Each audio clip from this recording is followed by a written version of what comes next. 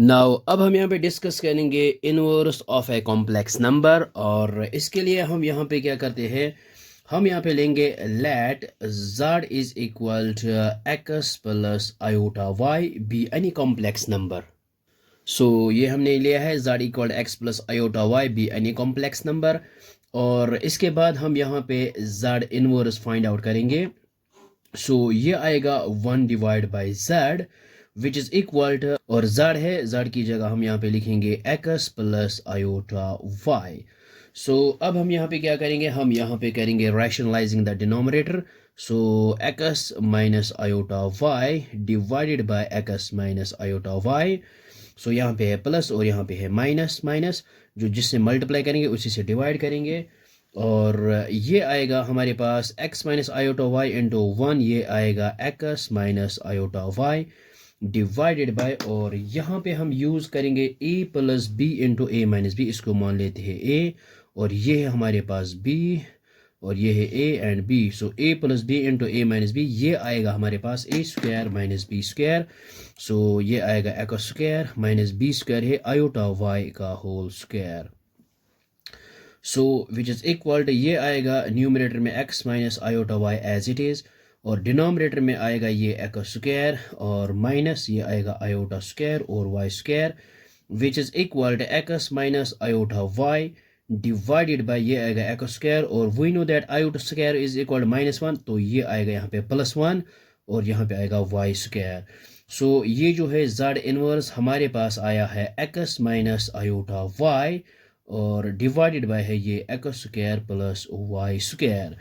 So we know that हमने already ये discuss किया है। सो हमने already conjugate a complex number discuss किया है। मान लीजिए ये हमारे पास z is equal to x plus iota y, और जब हम z कंजुगेट फाइंड आउट करेंगे, सो ये iota is replace to minus iota, this is plus iota, इसको हम रिप्लेस करते हैं माइनस आयोटा के साथ। So this is the conjugate of this complex number. और दूसरा है सेकंड, हमने मॉडुलस ऑफ कॉम्प्लेक्स नंबर पढ़ा है, ये है हमारे पास x प्लस आयोटा वाई, और जब हम यहाँ पे mod of z find out करेंगे एब्सोल्यूट वैल्यू ऑफ z, सो ये आएगा मॉडुलस ऑफ कॉम्प्लेक्स नंबर, ये आएगा रियल पार्ट का स्क्वायर प्लस इमेजिनरी पार्ट का होल स्क्वायर। और यहाँ पे हम लिख सकते हैं मॉड ऑफ z और यहाँ पे स्क्वायर करेंगे, सो ये आएगा square root of x square plus y square, और यहाँ पे भी का होल स्क्वायर, यहाँ पे square and root gets cancel out. So mod of z आएगा हमारे पास x square plus y square. So ये तो हम यहाँ पे यूज़ कर सकते हैं।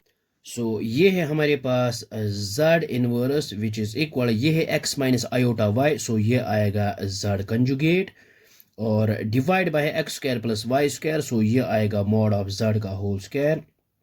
सो ये हमारे पास एक फार्मूला आई है। जब हम यहाँ पे मल्टीप्लिकेटिव इनवर्स फाइंड आउट करेंगे, तो हम यहाँ पे ये यूज़ करेंगे z inverse is equal to z conjugate divide by mod of z का होल स्क्वायर।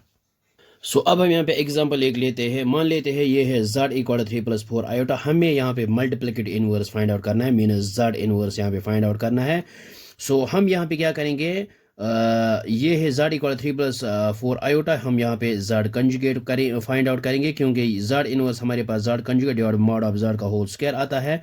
सो ये आता है, ये आएगा 3 - 4 आयोटा, और इसके बाद ये यहाँ पे इसको मॉडुलस फाइंड आउट करेंगे, मॉड ऑफ z आएगा स्क्वायर रूट ऑफ, ये आएगा 3 स्क्वायर प्लस आएगा 4 square which is equal square root of 3 square आएगा 9, 4 स्क्वायर आएगा 16 which is equal square root of 25।